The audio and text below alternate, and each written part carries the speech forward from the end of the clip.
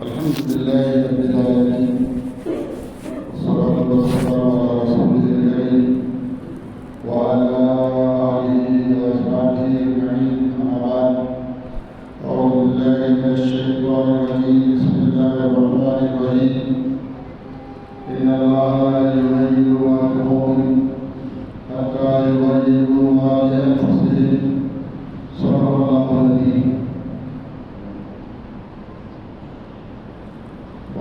रसूलुल्लाह सल्लल्लाहु अलैहि वसल्लम दुनिया वक़ियातुल आखिरह और कमा क़ाला अलैहि सल्लल्लाहु अलैहि वसल्लम। मोहतरम हाज़रीन मस्जिद, खुदा ने कभी उस कौम की हालत नहीं बदली। खुदा ने कभी उस कौम की हालत नहीं बदली, न हो ख्याल से खुद अपनी हालत के बदलने का। ईमान वाले भाइयों, बुजुर्गों, लोगों,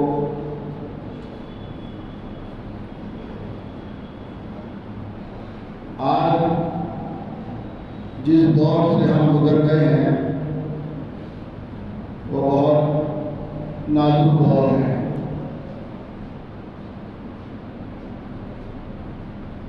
दौर तो जैसा है वो है, लेकिन उससे सबसे बड़ा अलमिया और सबसे बड़ा हादसा ये है कि जंगल में आग लगी हुई है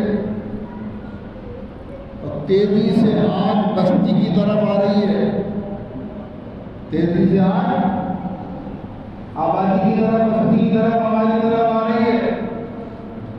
सबसे बड़ा हादसा यह है कि हम उस जंगल की आग से गाफिल हैं। ये सबसे बड़ा हादसा है। आज हमारा वजूद खतरे में है। चारों तरफ से हम घिरे हुए हैं। जिहालत ने हमें घेर लिया है, बेराह रवि ने हमें घेर लिया है, नशे ने हमें घेर लिया है, सूद ने हमें घेर लिया है, शराब ने हमें घेर लिया है, बेहयाई और बददीनी ने हमें घेर लिया है, बेरोजगारी ने हमें घेर लिया है, बीमारियों ने हमें घेर लिया है, नाइत्तिफाकियों ने हमें घेर लिया है। क्या क्या मैं आपको गिनाऊं? अगर दो लफ्जों में यूँ कहूँ, सारा बदन है लाल दाग, मरहम कहाँ कहाँ रखी। हम वो मुसलमान जिसको अल्लाह ताला ने खैर उम्मत बनाया, आज चारों तरफ से अपने मसाइल और अपने हालात का शिकार है। इतना घिरी हुई है, इतना घिरी हुई है कि वजूद ही खतरे में है। और ये एक हादसा है कि वजूद खतरे में है, लेकिन इससे बड़ा अलमिया, इससे बड़ा हादसा ये है कि हमें उस खतरे का एहसास भी नहीं है। यही वजह है कि ईद के मुबारक मौके पर हमारे महल्ले में शामियाने और गुमगुमे जल रहे हैं, लाइटें लग रही हैं, रोशनियां हो रही हैं, दस्तरखान सज रहे हैं। कौन सा ऐसा शौक और कौन सी ऐसी ज़ाहिरी खुशी नहीं है जो ईद के मौके पर हमने न मनाई हो। जबकि हमारे घरों के सहनों में जनाजे रखे हुए हैं, हमारी बहनों के जनाजे हैं, हमारी बेटियों के जनाजे हैं, हमारे मासूम बच्चों के जनाजे हैं, हमारे बुजुर्गों के जनाजे हैं, हमारे माँ बाप के जनाजे हैं, हमारे भाई और अजीजों के जनाजे हैं। और हजारों लाखों की तादाद में ऐसे जख्मी हमारे सहनों में, हमारे घरों में पड़े हुए हैं कि जिनके इलाज कराने का भी हमारे पास इंतजाम नहीं है। ऐसे संगीन तरीन हालात में अगर मुसलमान हंस रहा है, खेल रहा है, कुमकुमे जला रहा है, पेट भरकर खाना खा रहा है, अपने और अपने बच्चों के शौक पूरे कर रहा है,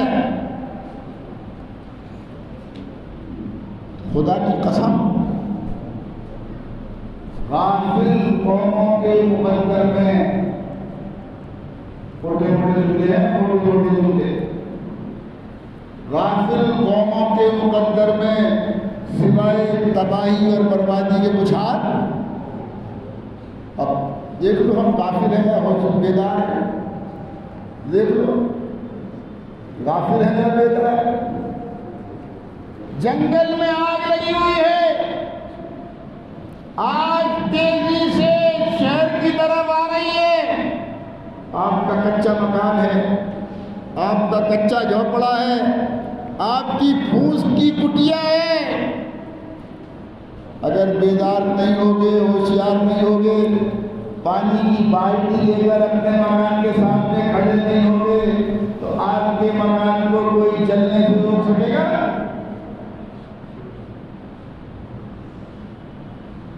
शायद कि उतर जाए मेरी बात तुम्हारे गले तो।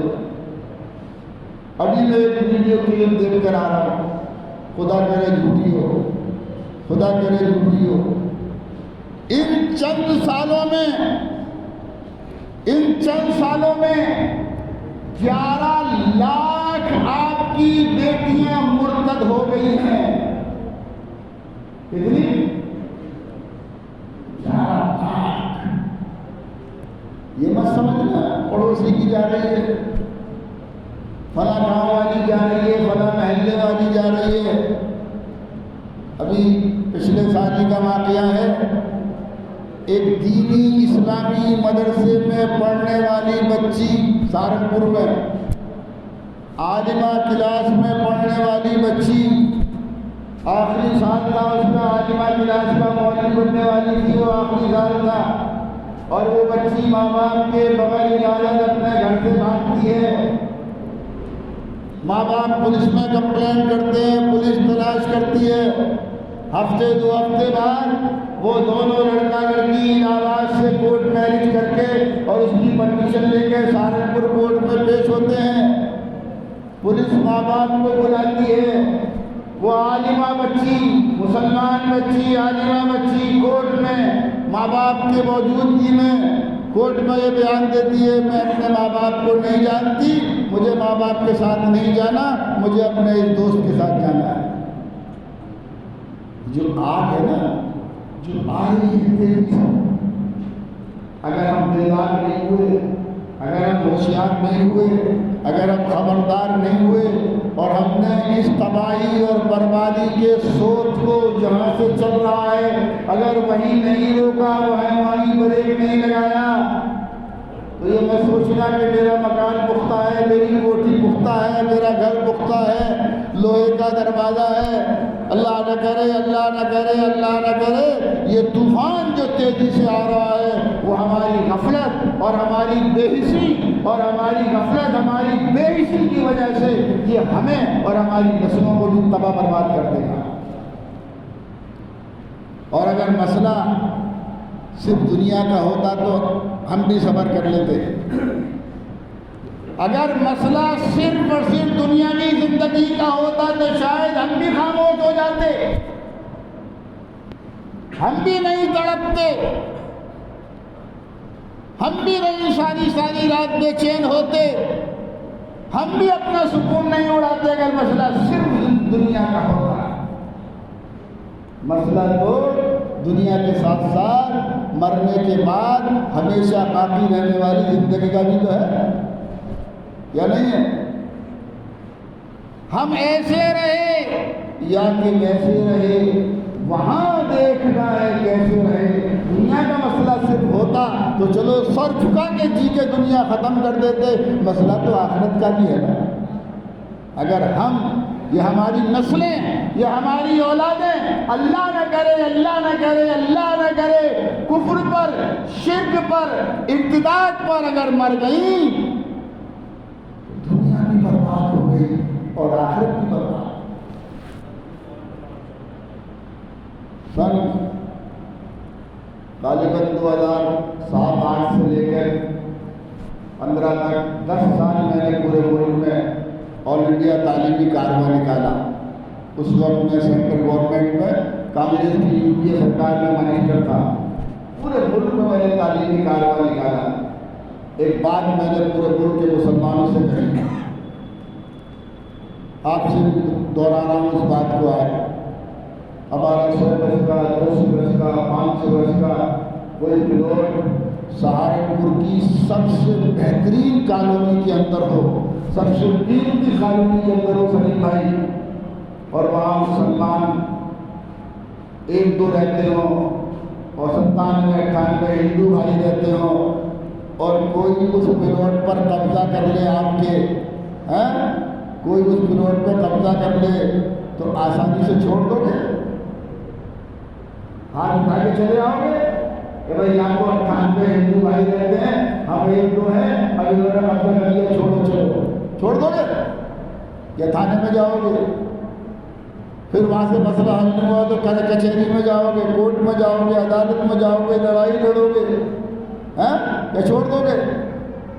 तो मेरे बुजुर्गों, नौजवानों, शायद कि उतर जाए, शायद कि उतर जाए मेरी बात तुम्हारे कलेजों में। जिस मुल्क में तुम्हारा ये प्लॉट है जो करोड़ों रुपए का है, जिसके लिए तुम नीचे से लेकर हाई कोर्ट तक लड़ाई लड़ रहे हो, लेकिन जिस मुल्क में ये प्लॉट है वो सारा का सारा मुल्क तुम्हारे पैरों के नीचे से जा रहा है। बल्कि उस वक्त मैं कह रहा था जा रहा है, आज मैं कह सकता हूँ चला गया। आज 10 साल बाद मैं ये कह सकता हूँ सारा मुल्क तुम्हारे नीचों से खिसक गया और तुम्हें एहसास भी नहीं है, तुम्हें एहसास भी नहीं है, तुम्हें फिक्र भी नहीं है, तुम्हें दर्द भी नहीं है। एक कांटा पैर में लगता है, जितनी तकलीफ उससे होती है। अल्लाह ताला उम्मत मुस्लिमा की हालत पर रहम फरमाए। आज सारा का सारा मुल्क हाथों से जाने के बाद इतनी तकलीफ भी उम्मत को नहीं है जितना कांटा पैर में लगता है।